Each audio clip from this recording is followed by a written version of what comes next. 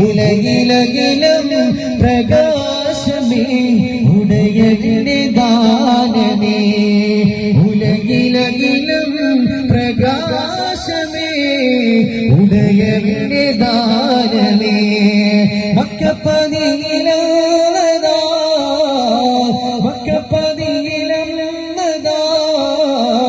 മുഖ്യ ഖുറൈശി വീട്ടിൽ വന്നതാ ഹക്കൊളി ദീപം കൊണ്ടതാ കൽവിരൊളിയോ കനകദീപം ഖാതിമുൻ നബിയേ ഖമറുദിച്ചത് പോലെ മണ്ണിൽ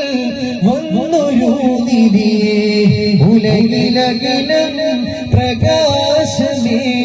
ഉടയവന്റെ ദാനമേ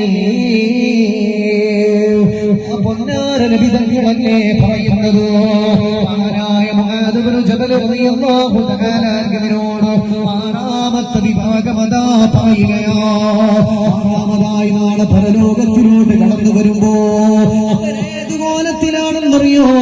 പിരടി ഒടിഞ്ഞു തൂക്കിയ രൂപത്തിലോ